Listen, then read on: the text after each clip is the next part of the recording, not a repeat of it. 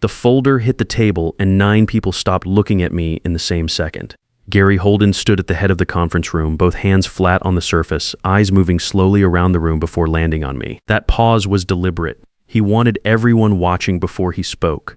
Dale, he let the name sit there. You're under internal investigation. My name is Walt Greer. I'm 54 years old.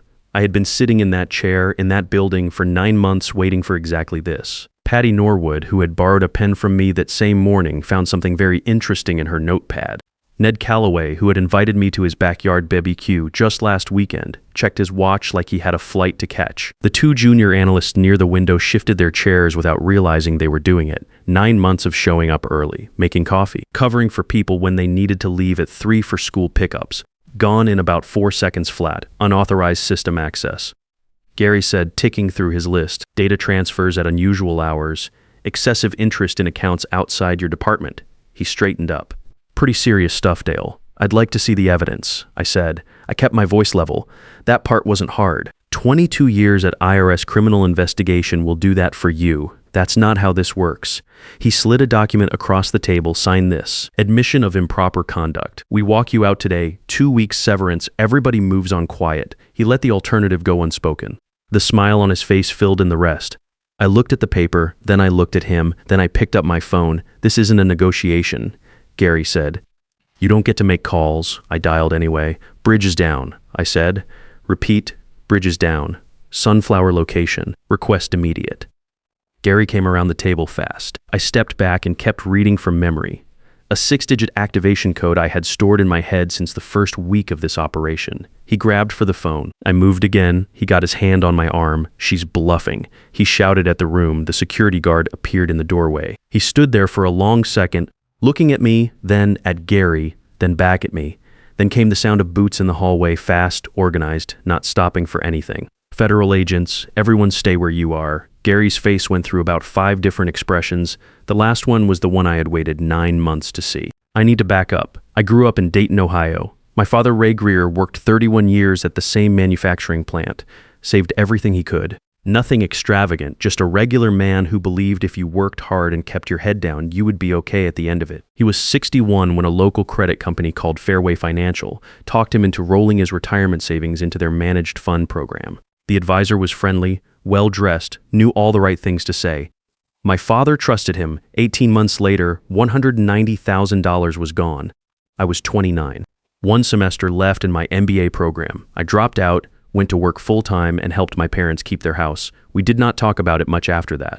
My father never fully recovered, and I do not just mean the money. There is something that happens to a man when he does everything right and finds out it did not matter. I watched that happen to him, and I never forgot it. I finished my accounting degree on the side, night classes for 3 years. Got hired at the IRS. Spent the next 22 years in criminal investigation tracking down people who do to others what that advisor did to my father.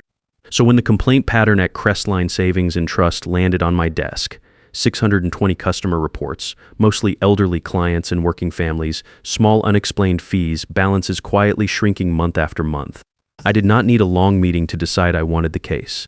My supervisor approved 9 months undercover. I became Dale Foster, mid-level accountant recently relocated from Columbus. Quiet, reliable, brings decent coffee, never asks too many questions. That last part was the hardest. By month 3, I had confirmed the scheme existed. The method was clean, almost organized if it had not been stealing from real people. Small administrative fees, auto-generated on specific account types. Charges applied and reversed, leaving a small fraction behind each time. Systematic rounding, always in the bank's favor. Each individual amount was tiny, maybe $8 here, $35 there. Small enough that most customers would squint at their statement and figure they had miscounted. Multiply that across thousands of accounts, and you had $7.4 million over 6 years. Gary Holden had designed the system, but Gary was not the ceiling on this thing that I did not know yet. By month 6, I had identified the key players inside Crestline. By month 8, I had mapped the money moving out through Ridgeway Capital Group, an investment firm that existed mainly to make dirty money look like normal returns. The operation was scheduled to wrap in 4 more weeks. Then Gary moved early because a routine security scan had flagged my after-hours access. Nothing definitive, just enough to make him nervous. Gary, being Gary, decided the cleanest solution was to make an example of me before I became a real problem. He had done it twice before with other employees. Accused them publicly, got them to sign away their rights, walked them out. He just picked the wrong guy this time. After the arrests, Virgil Santos and I sat in a debriefing room for 3 hours going through the numbers. Virgil had been my actual partner on this case from the beginning. The guy on the other end of the wire every single day for 9 months, 8 months of usable documentation, 14 individuals identified inside Crestline and Ridgeway, approximately $7.40 pulled from customer accounts over 6 years. When do the customers get their money back? I asked. Asset recovery is already working on it. Virgil said, identifying all 620 is going to take time. Some of them probably never noticed the amounts were missing. I thought about a woman named Mrs. Albright, 74 years old, who came into the branch every single month and politely asked about her statements. Gary had staff tell her she was probably misremembering her balance, month after month. I thought about an older couple Clint Barrow had mentioned to me once, quietly in the break room. They had been cutting their prescription pills in half for months because they thought their account was short. Clint had flagged it internally twice. Gary shut it down both times. There's something else. Virgil said. He set a folder on the table. Defense team hired Floyd Quaid. I knew the name. Expensive, aggressive, and very good at making investigators look like the problem. They are already filing motions to suppress the undercover evidence, Virgil continued, claiming the operation was not properly authorized, and they are digging into your background. How far back? Far enough. They found out about your father, Fairway Financial, the lost retirement savings. He looked at me straight. Quaid is building a narrative that you had a personal vendetta and that it colored everything you gathered. I did not say anything to that. There was nothing useful to say right then. What I did not know yet was that Quaid was the least of our problems. 6 weeks after the arrests, Virgil came to my office with a look I had not seen on him before. Someone altered the server data, he said. Subtle changes, dates, and specific transaction amounts just enough to create inconsistencies between our evidence and witness testimony. If it goes to court looking like this, Quaid tears it apart in an afternoon. Who had access? That is the problem. He opened his laptop. The audit log shows the modification was authorized under an internal FDIC review code, signed by a senior advisor named Earl Branson. I sat back in my chair. Earl Branson had been chairman of Crestline's board of directors 6 years ago. When he stepped down, he moved into a senior advisory role at the FDIC, the Federal Deposit Insurance Corporation, the exact body responsible for overseeing institutions like Crestline. I knew that name from something else. In 2017, I had been assigned to a routine compliance review at Ridgeway Capital back when I was still operating under my real name and real IRS credentials. Branson's assistant at the time, a woman named Lorraine Holt, had walked me through their transaction systems. At one point, she had asked me to help her troubleshoot a data discrepancy. I had recognized the protocol immediately because I had helped write the original version of it 2 years earlier as part of an IRS framework update. The timestamp of that discrepancy was March 4, 2017, 09:17 and 32 seconds. What I understood now, sitting across from Virgil, was that Branson had taken that protocol, reversed every safeguard built into it, and used it to build his skimming system.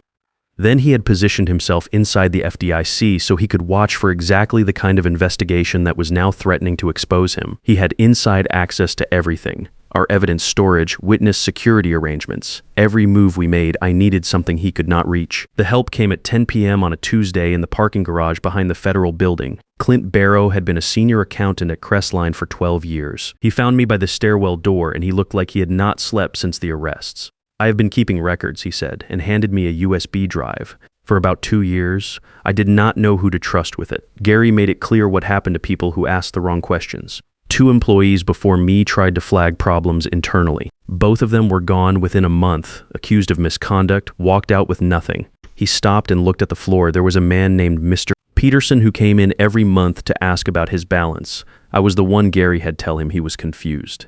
Every single month I said that to him. He paused. He died last spring. His daughter came in to close the account and mentioned he had been skipping his blood pressure medication for almost a year because he thought he could not afford it. He did not finish the sentence. He did not need to.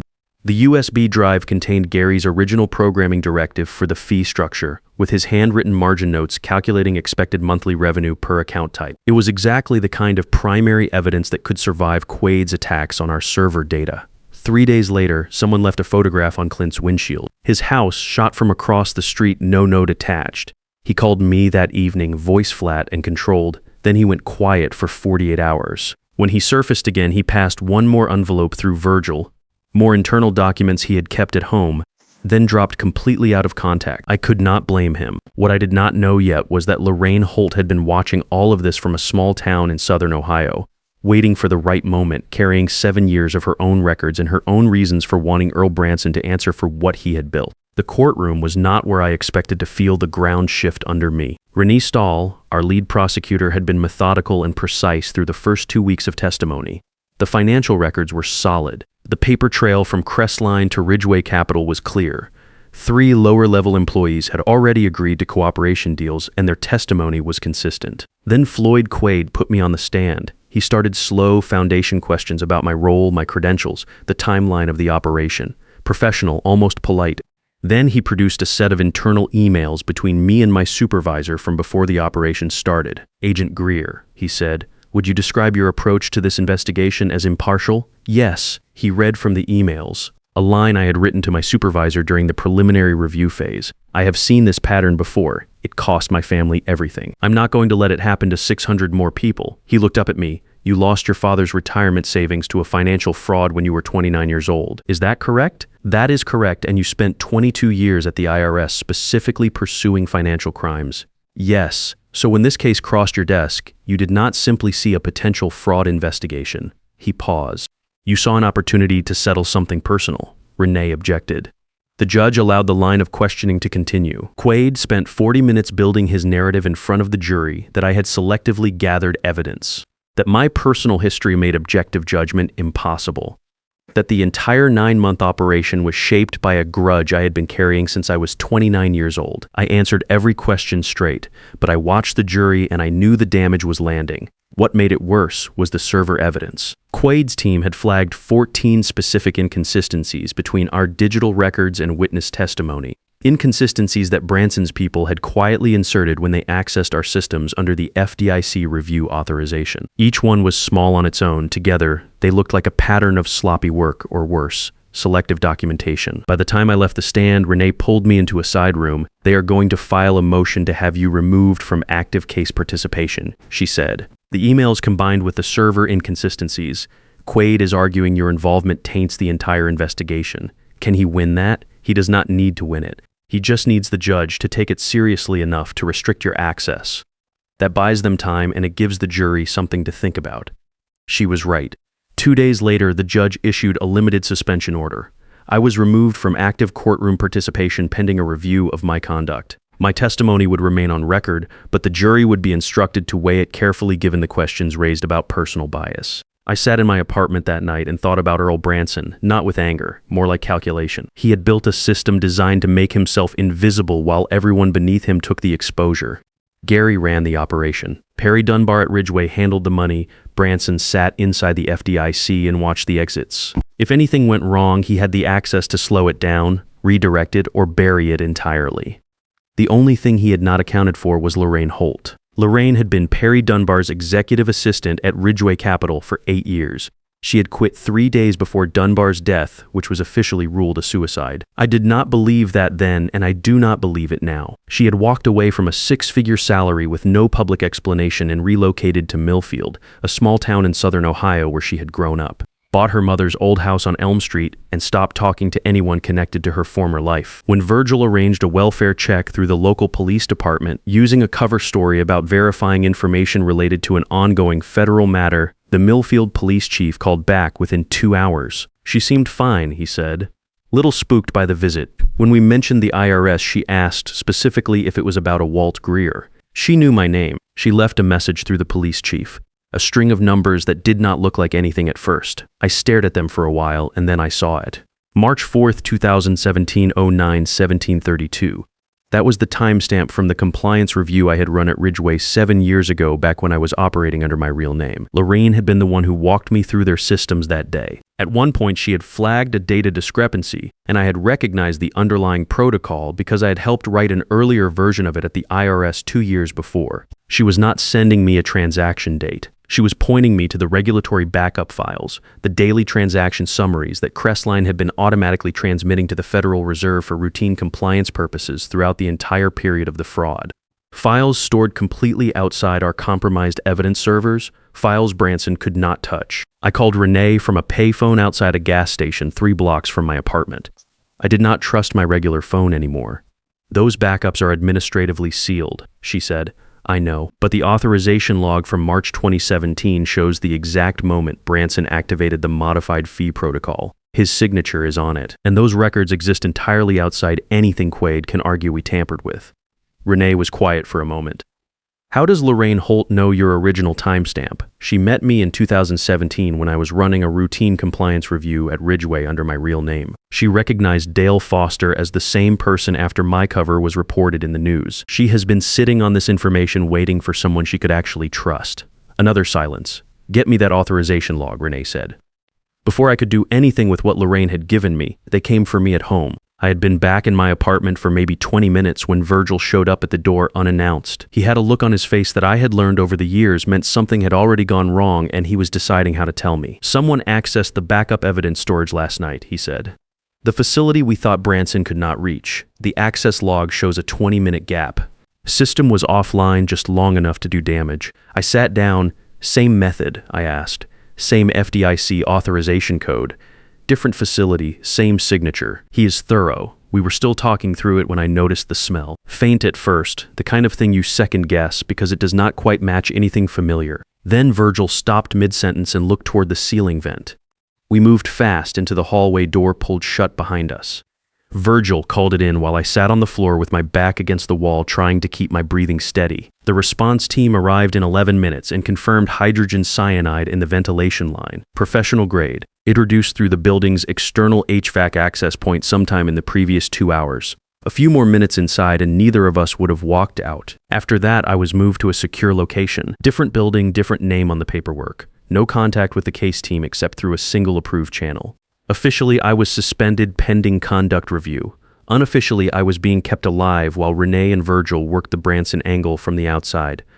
I had 1 approved call per day. I used it to talk to Renee. On day 4, she told me Virgil had obtained the Federal Reserve regulatory backup files through an emergency authorization request, bypassing the standard sealed records process by arguing imminent destruction of evidence. The March 2017 authorization log was intact. Branson's signature was on it, his FDIC credentials tied directly to the activation of the modified fee protocol the moment the skimming system went live inside Crestline's accounts. It was the one piece of evidence that existed entirely outside anything his team had been able to reach or alter, but we never had to use it in court. On day 6, Lorraine Holt sent a video file to 34 email addresses. Every major shareholder of Crestline Savings and Trust.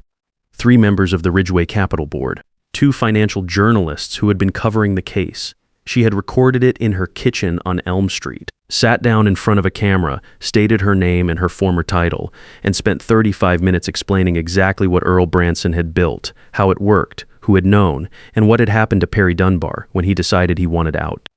She held up documents at specific points. The original system design specification with Branson's handwritten annotations.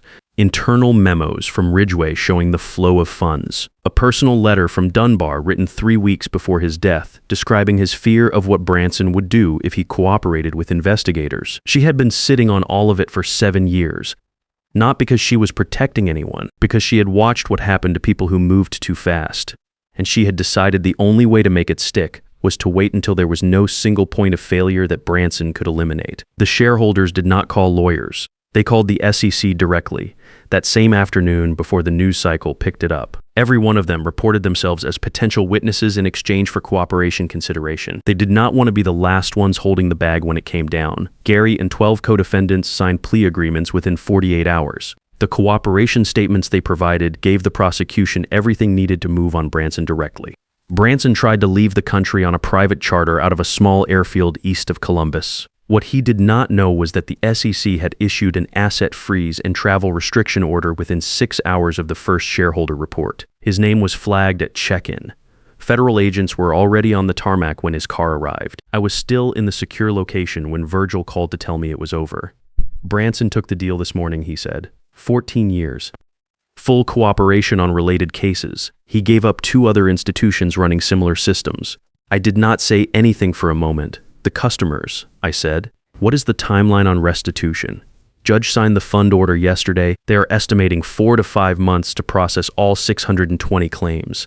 I was reinstated the following week. Full commendation on my record. The conduct review closed without findings. The afternoon I spent at the restitution office is the part I come back to most. They set up a temporary location at a community center in Cincinnati. Folding tables, volunteers, a lot of paperwork. I was not required to be there. I wanted to be. Mrs. Albright came in around 2 in the afternoon. 74 years old, the same woman who had been walking into Crestline every month for years, asking politely about her statements and being told she was confused. When the volunteer handed her the restitution paperwork, she looked at it for a long time without speaking. "Is this real?" she asked. "Yes, ma'am," the volunteer said. I stepped outside after that and called my father. He is 83 now, still in the same house in Dayton. I told him everything, the 9 months Clint in the parking garage, Lorraine's video, the tarmac. He was quiet for a while. Then he said, "Your grandfather would have liked knowing someone did that." I did not answer right away. I just stood there on the sidewalk outside that community center, thinking about a 61-year-old man who did everything right and still lost everything, and the 620 people who almost ended up in the same place. "Yeah," I said. "I think he would have." If any part of this story sounds familiar, you already know why it matters. Most of us have a father, an uncle, a neighbor who trusted the wrong institution at the wrong time and paid for it quietly. The people running these schemes count on that silence. They count on customers feeling too embarrassed to question a balance, too intimidated to push back, too uncertain to make noise. If this story made you angry, that is the right reaction. Share it with someone who needs to hear it. And if you have ever been in that chair across the table from someone telling you that you are the problem, know that sometimes the most powerful thing you can do is stay calm, pick up the phone, and let the other side make the first mistake.